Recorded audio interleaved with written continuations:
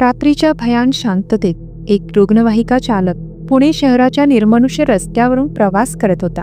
त्याला कल्पनाही नव्हती की त्या रात्री एक अशी भयावह घटना त्याच्यासोबत घडणार आहे, जी त्याचा विज्ञान आणि सत्यावरील विश्वास कायमचा डळमळीत करेल. एका अज्ञात शक्तीने त्याला अशा ठिकाणी अडकवले होते जिथून बाहेर पडणे त्याला अशक्य वाटत होते. त्याला जाणवले की काही अदृश्य गोष्टी त्याच्याभोवती आहेत आणि त्या केवळ त्याला त्रास देण्यासाठीच नव्हे तर त्याचा जीव घेण्यासाठीही टपल्या आहेत. हा एक असा अनुभव होता जो तो आयुष्यभर विसरू शकला नाही. एका समीर नावाच्या एका ॲम्ब्युलन्स चालकाची ही थरकाप उडवणारी सत्यकथा. नमस्कार, मराठी भयकथा चॅनलवर तुमच्या सगळ्यांचे स्वागत आहे. आज आम्ही तुमच्यासाठी घेऊन आलो आहोत एक थरारक भयकथा जो तुम्हाला आतून हादरवून टाकेल. जर तुम्ही आमचे व्हिडिओ नियमित पाहत असाल पण अजूनही चॅनलला सबस्क्राईब केलं नसेल तर कृपया आत्ताच सबस्क्राईब करा आणि बेल आयकॉन दाबायला विसरू नका, जेणेकरून तुम्हाला आमच्या नवीन व्हिडिओची सूचना सर्वात आधी मिळेल. चला तर मग सुरू करूया आजची भयकथा. मी समीर.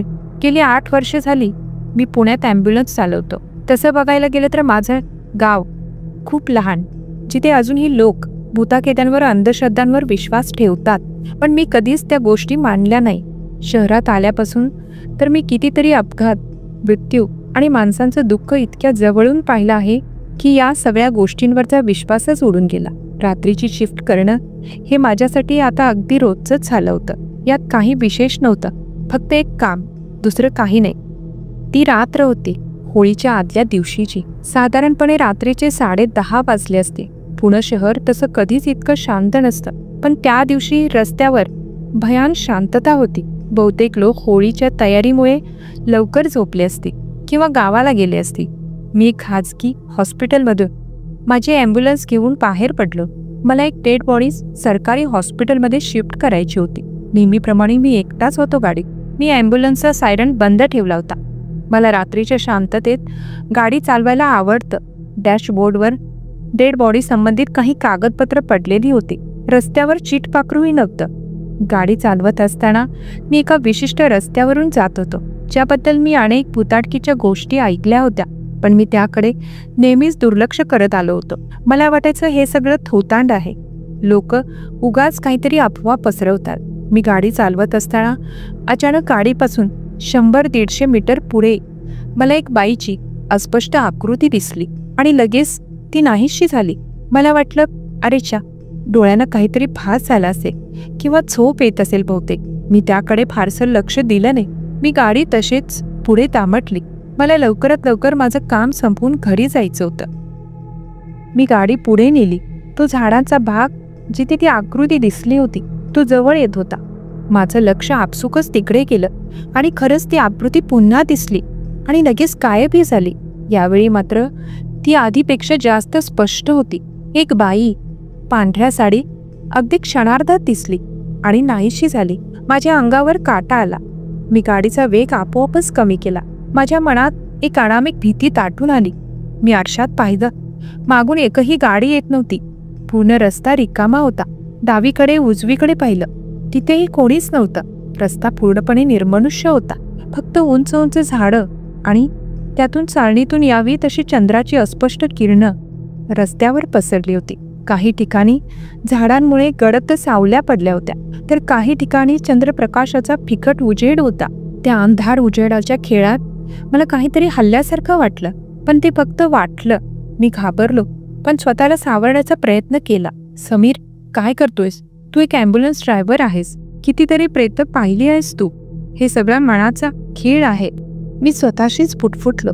मी गाडीच्या काचा पूर्णपणे वर केल्या, जणू काही बाहेरचं काहीतरी आत येणारच आहे, आणि मी गाडीचा वेग वाढवला. मला लवकरात लवकर तो रस्ता पार करायचा होता. गाडीचा वेग वाढवला आणि मला लगेच एक विचित्र आवाज ऐकू आला. खरखर, जणू काही कुणीतरी आपल्या लांब नखाने गाडी खरवडते. तो आवाज इतका स्पष्ट होता की मला वाटलं गाडीच्या बॉडीवर कोणीतरी खरंच ओरखडे ओढतंय. मी दचकलो. तो आवाज 2-3 वेळा आला आणि थांबला. माझ्या हृदयाची धडधड वाढली. मी आरशातून पुन्हा मागे पाहिलं, पण काहीच नव्हतं.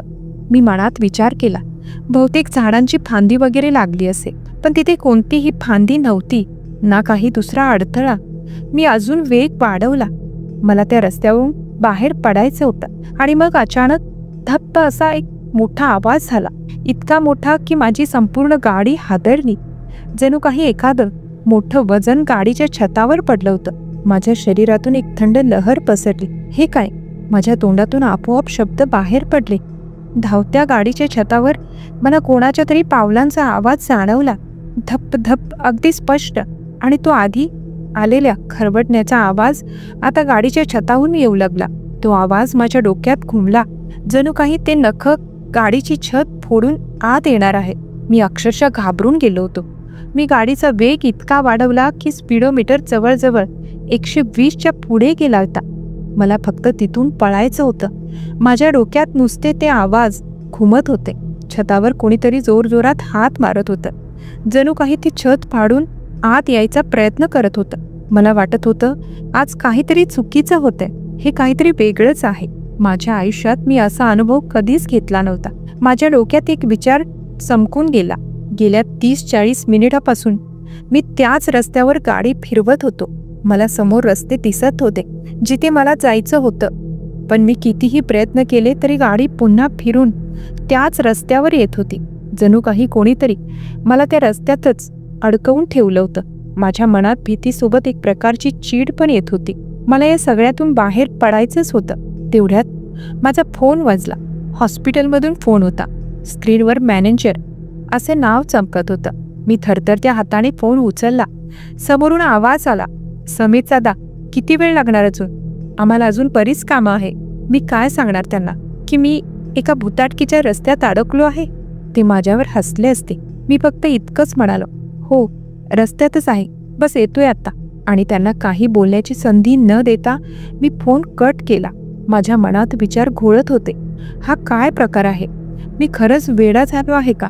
गाडीच्या छतावरून येणारे आवाज अजूनही थांबले नव्हते. ती भयानक शांतता आणि त्यात ते विचित्र आवाज यामुळे माझं डोकं सुन्न झालं होतं. मी फक्त गाडी पळवत होतो.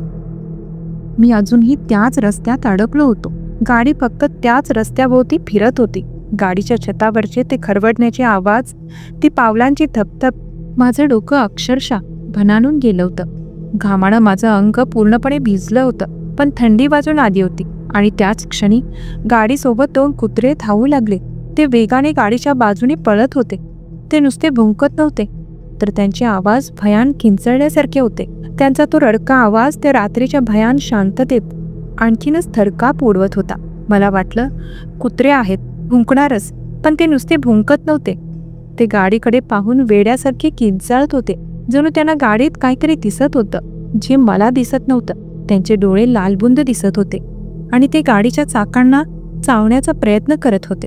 मी त्यांना दूर करण्यासाठी गाडीचा वेग आणखी वाढवला, पण ते कुत्रे अजिबात मागे हटले नाही. ते माझ्या गाडीसोबत अक्षरशः शर्यत करत होते. काही क्षण मी आरशातून पाहिलं तर ते दोन्ही कुत्रे माझ्या गाडीच्या मागच्या चाकांच्या बाजूनेच धावत होते. त्यांच्या डोळ्यात एक प्रकारची क्रूरता आणि भीती दिसली. तेवढ्यात त्या 2 कुत्र्यांमधून एक कुत्रा वेगाने पुढे धावला. तो इतका वेगाने धावला की माझ्या डोळ्यांसमोर तो एका क्षणात अस्पष्ट झाला आणि गाडीपासून खूप पुढे निघून गेला. तो रस्त्याच्या मधोमध धावत होता आणि त्याच्या मागे मी गाडी घेऊन होतो. माझ्या मनात काय आलं कळलं नाही, पण मी आपोआपच त्या कुत्र्याचा पाठलाग करायला लागलो.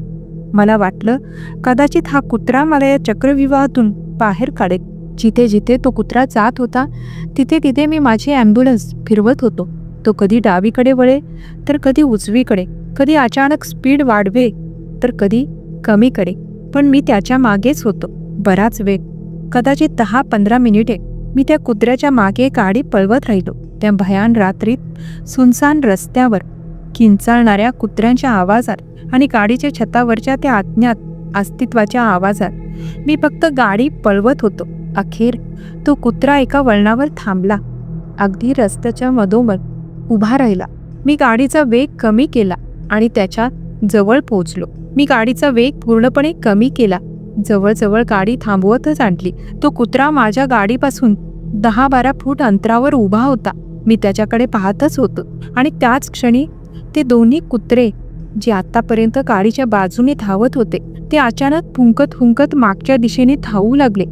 त्याच्या भुंकण्यात आता भीतीपेक्षा जास्त संताप होता. जणू ते कोणाला तरी पाहून त्याचा पाठलाग करत होते. ते मागच्या दिशेने धावत होते आणि त्यांचे डोळे त्या भयान रस्त्यावर, जिथे मी अडकलो होतो, तिथे रोखलेले होते. पण मला तिथे कोणीही दिसत नव्हते. त्या अंधारात काहीही स्पष्ट दिसत नव्हते. पण मला जाणवलं की ते कुत्रे कोणत्या तरी अदृश्य शक्तीच्या मागे धावत आहेत. ते अदृश्य अस्तित्व जे माझ्या गाडीच्या छतावर होतं ते त्या कुत्र्यांमुळे दूर गेलं असावं. या क्षणी मला जाणवलं की मी त्या भयान रस्त्यातून बाहेर पडलो होतो. माझ्या अंगात एक प्रकारची ऊर्जा संचारली. मी लगेच गाडीचा वेग वाढवला. मागचे कुत्रे आणि तो भयान रस्ता माझ्या दृष्टीच्या टप्प्यातून नाहीसा झाला. माझ्या हृदयाची धडधड अजूनही वाढलेलीच होती, पण एक प्रकारचा सुटकेचा निश्वास मी सोडला. थोड्याच वेळा मी हॉस्पिटलमध्ये पोचलो. मी लगेच डेड बॉडी उतरवली आणि कागदपत्रे दिली. स्टाफच्या चेहऱ्यावर चिंतेची रेषा होती, पण मी काही बोललो नाही. माझी शिफ्ट संपलेली होती. मी गाडी हॉस्पिटलच्या पार्किंगमध्ये उभी केली आणि थोडा वेळ गाडीतच झोपून राहिलो. आता सकाळीच घरी जायचं असा विचार केला. मी गाडीच्या सीटवर बसलो होतो, पण माझ्या डोक्यात तेच विचार घोळत होते. माझ्यासोबत आता काय घडलं होतं? ती जागा माझ्या डोक्याशी खेळत होती. त्या बाईची आकृती, ते खरवडण्याचे आवाज, ती पावलांची धपधप, ते सगळं खरं होतं का? मला आठवलं, गाडीवर काही आवाज येत होते, खरवडल्याचा, पावलांचा. मला बघायचं होतं. मी झोपण्याचा प्रयत्न करत होतो, पण त्या विचारांनी माझं डोकं बधीर झालं होतं. मला तपासण्याची एक तीव्र इच्छा झाली. गाडीवर खरंच काही ओरखडे होते का? काही डेट होता का? हे मला बघायचं होतं. मी लगेच गाडीचा दरवाजा उघडला आणि सीटवर उभा राहिलो. माझ्या मोबाईलची टॉर्च लावून मी गाडीच्या छताची तपासणी करू लागलो. अगदी बारकाईने, इंच तपासत होतो. मला अपेक्षा होती की तिथे काहीतरी खुणा असतील, ओरखडे, डेट किंवा पावलांची ठसे हे तरी दिसतील. पण मला तिथे काहीही दिसलं नाही. गाडीच्या छतावर ना कसले ओरखडे होते, ना कुणाच्या पावलांचे ठसे, ना कोणताही डेट, काहीही नव्हतं. गाडी अगदी पहिल्यासारखीच होती, जशी मी सकाळी घेतली होती. जणू काही माझ्यासोबत काही घडलंच नव्हतं. मी खाली उतरलो आणि गाडीच्या आजूबाजूला पाहिलं.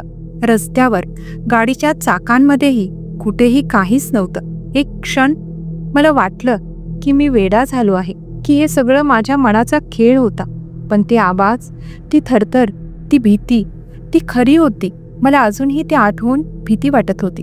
आजही मला प्रश्न पडतो की त्या रस्त्यावर माझ्यासोबत काय घडलं होतं. पुण्यातील त्या रस्त्याबद्दल अनेक लोकांच्या वेगवेगळ्या कथा आहेत, पॅरानॉर्मल अनुभवांच्या गोष्टी आहेत. मी आधी या गोष्टींवर विश्वास ठेवत नव्हतो. मला वाटायचे लोक उगाचच काहीतरी कथा बनवतात, लोकांची मानसिकता असते असल्या गोष्टींवर विश्वास ठेवण्याची. पण त्या रात्रीच्या अनुभवानंतर मला पटले आहे की त्या रस्त्याबद्दल कोणीही काही सांगितले तरी ते कुठेतरी खरेच आहे. तुम्ही विश्वास ठेवा किंवा न ठेवा, त्या रात्रीनंतर मी कधीही त्या रस्त्यावरून गेलेलो नाही, विशेषतः रात्रीच्या वेळी तर अजिबात नाही. तो अनुभव माझ्या मनात कायम घर करून राहिला आहे.